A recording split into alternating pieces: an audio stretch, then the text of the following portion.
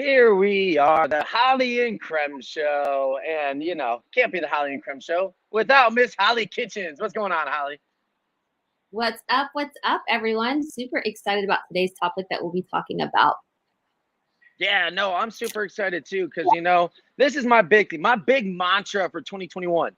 Interested versus committed. Especially when it comes down to content, I feel like, man, we all get interested in content. Shoot videos is this hot, shiny object. But, what are the commitments that we need to make coming into 2021? What is the content strategy coming into 2021? So, that's what the Holly and Creme Show is all about, real estate, branding, and content. So when I say content strategy, Holly, tell us what we mean by content strategy. Why don't you break down for us a little bit? So to me, a content strategy is understanding the methods and the way that you're going to be distributing out your content. It's going to be, whether it's live video, it's post, it's text, it's graphics, whatever it is, but the methods that you'll be delivering your content, and then obviously the strategy behind it. So It's taking your content and understanding the ways and the methods that you'll be delivering out to your audience and to reaching them. Yeah, so no, that's 100% right. Of course it is, Holly, because that's why we bring Holly on, because she's an expert with content. I was just done talking to somebody like, oh my God, I got to talk to Holly Kitchen yesterday, get the branding done, and it was exciting to hear because that was actually part of my gratitude post today, was just how giving you are when it comes to content. Man, if you guys are you guys not friends with Holly Kitchens? Oh, here we go. On everything. Follow her. Why? Because she gives away so much value when it comes to content.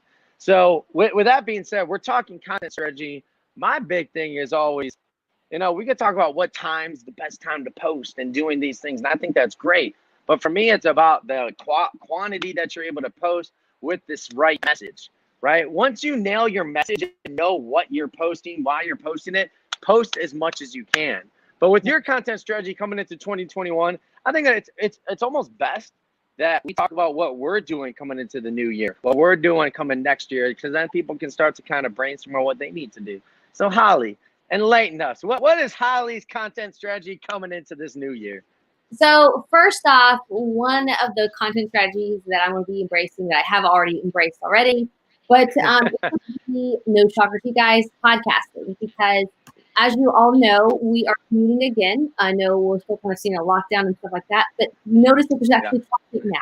Like, it's cool to see, backing up at red lights because people are traveling now, whether it's going back to work or wherever the case may be. But people are commuting again. So now what does that mean? That means people are going to be turning on Spotify. They're going to be turning on iHeartRadio. They're going to be turning on their Apple iTunes, their podcast. Yep. So, of course, coming at you guys strong, loud, proud, within podcasting and your audio methods, because podcasting on a video is perfect because you can take it, you can repurpose it, YouTube, all that good stuff. But the audio is that's how podcasts are intended to be listened to.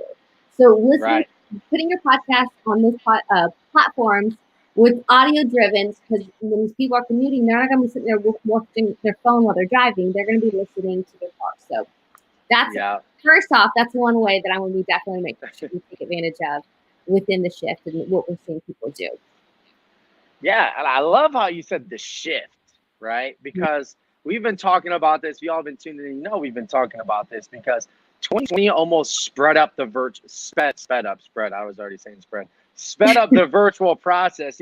We were already going to a virtual market where everything in our economy, the way we do business, was going virtual. 2020 just kind of sped up that process as far as the amount of decisions that are getting made online, the amount of authority given based on online. Now everybody's online. Your grandma was forced to go online. Everybody was forced to go virtual during this time.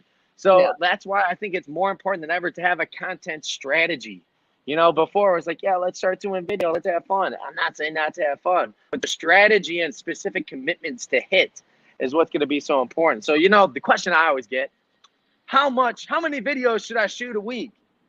I'm going to shoot this one over to Holly because, she knows her shit. So, Holly, when it comes to how many videos to shoot a week, how much content, what's your answer to that? There's not obviously there's never enough. You cannot have too much content. So obviously, thank God, because I went live 6 times the other day, so I'm happy you're saying that. I feel like every time I tune into Facebook, I see you live. Like you are, like you go live more than anybody. And it's so awesome because that's another content strategy, you guys, is live video. So obviously, pre-recorded Yes. video is great because you can have it clean, you can edit it, you can make it all fun. But at the end of the day, what do we find gets most engagement? And what's our goals? We want most engagements on Facebook when it comes to content. So go live because obviously the live method is the most engaging method that you can distribute video at this time for sure. Yeah, for me, the biggest pushback I get from people who don't want to go live is like, man, what if I mess up? Good. Like, here's the thing. We shoot a perfect video. People in there, like, it's almost like, man, what's wrong with this person? It's way too perfect, right? When something's too good, then it's like, man, I can't relate to that because I mess up all the time. I couldn't say sped up and spread. Like, that's just a mess up that I just had. And the thing is, like, people relate to mess ups. People relate to it.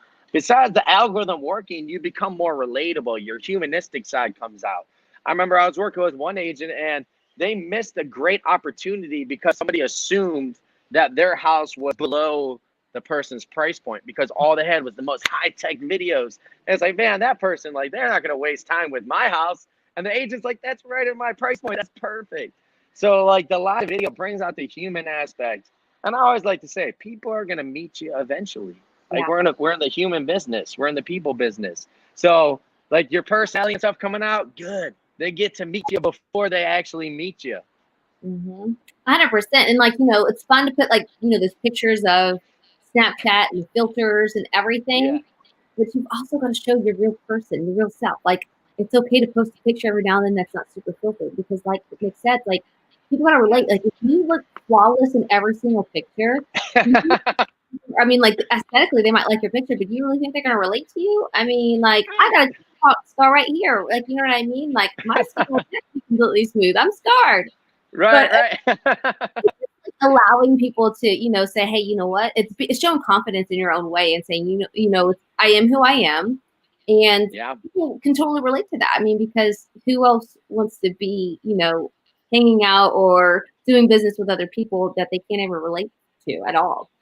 Yeah. So what's your viewpoint? Because, a lot of times when we think content strategy, it's like, all right, I'm going to post 5 things to do, 3 things to do for selling your home. What's your viewpoint on sharing some like the personal as opposed to, like just the real estate business side?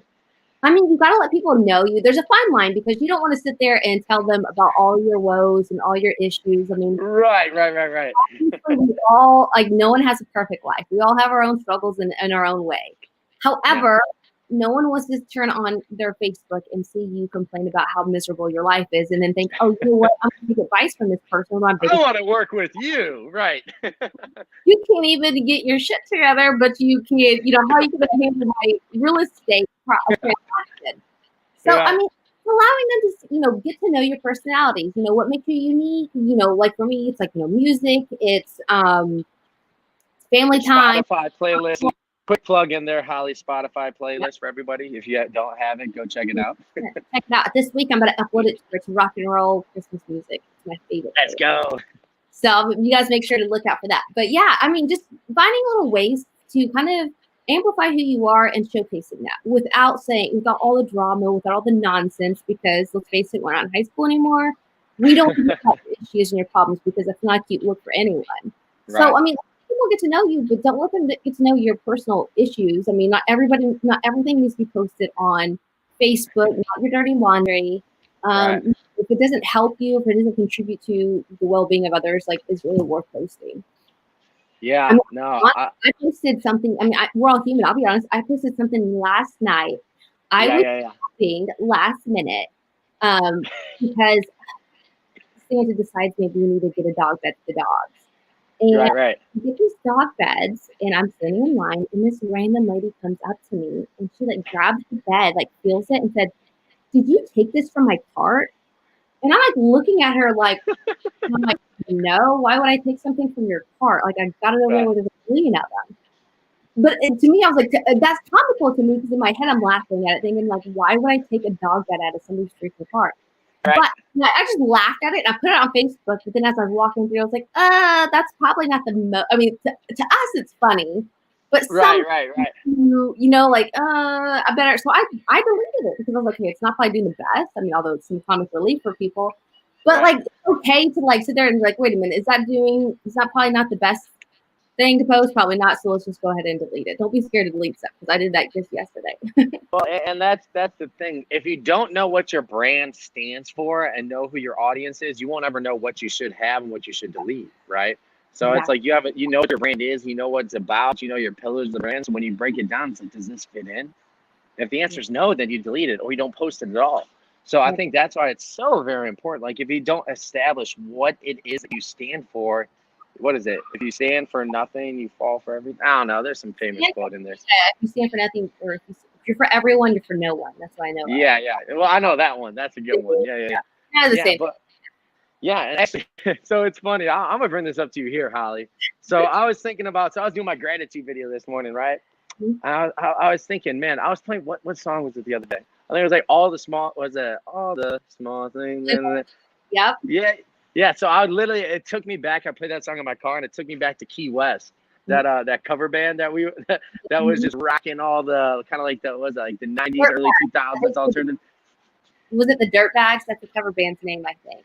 Yeah, I think it was. Man, that Key West trip, man. So that's why I'm sitting there like there for these grateful moments because it was like I think John, your husband, he introduced magical moments to me. Like I didn't even know what magical moments were, and then on that trip, it was like that was one of the themes was like the magical moments, and the things that we create.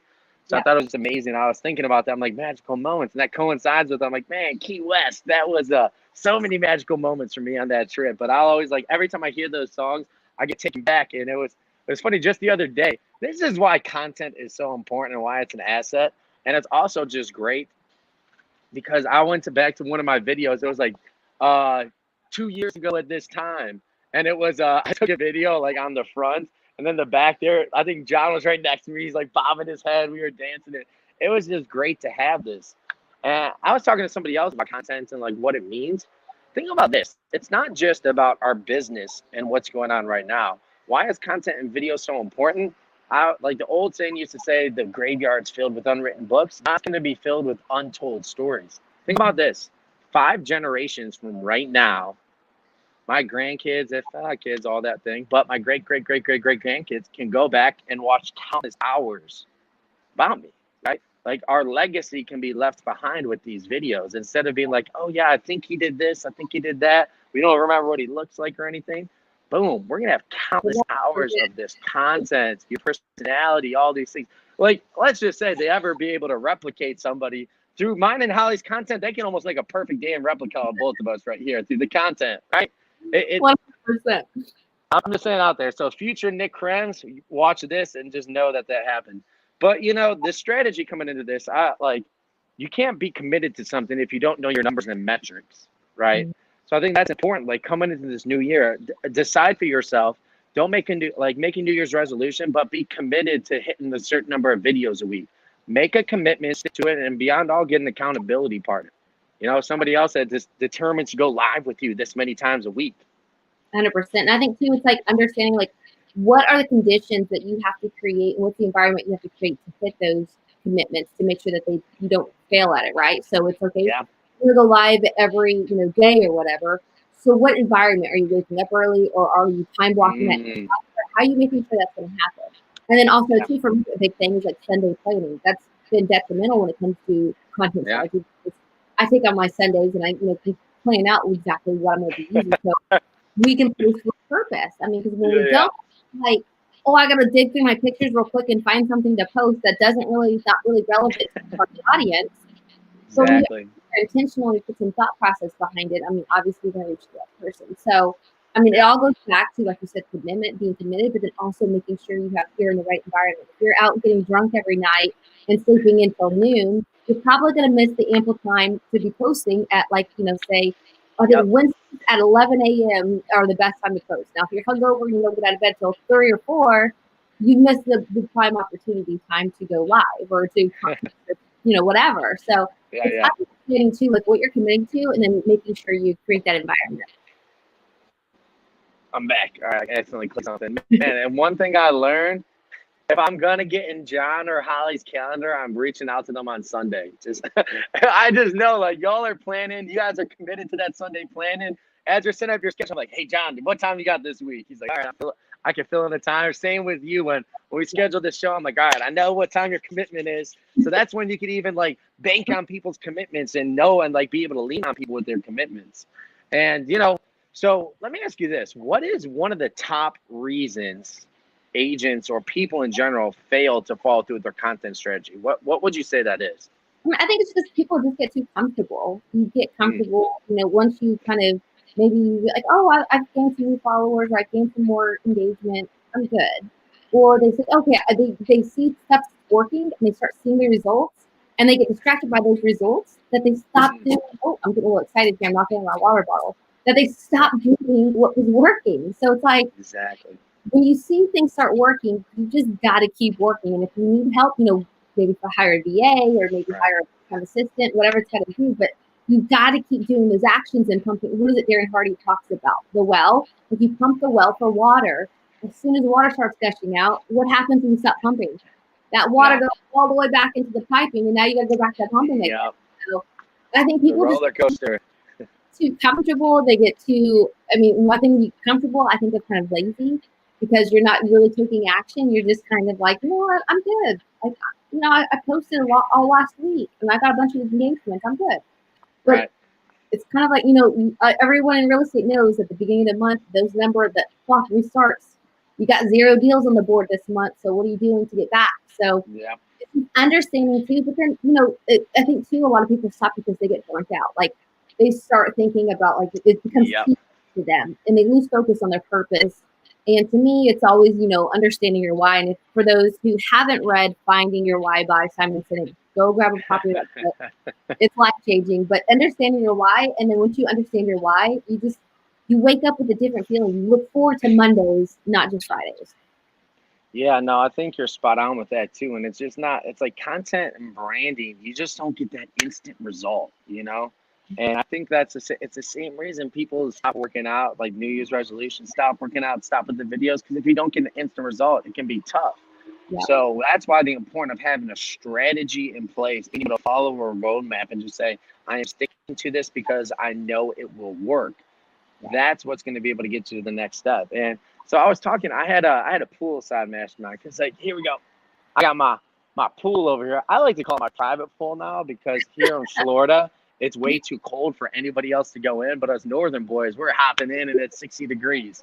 I think they're crazy out there right now. Yeah, they're calling us crazy. But guess what? Hey, it's my pool now. But with that being said, so I had this mastermind and this person's like, man, I just kind of nervous to go live. I'm scared to do this. I'm like, what are you more fearful of?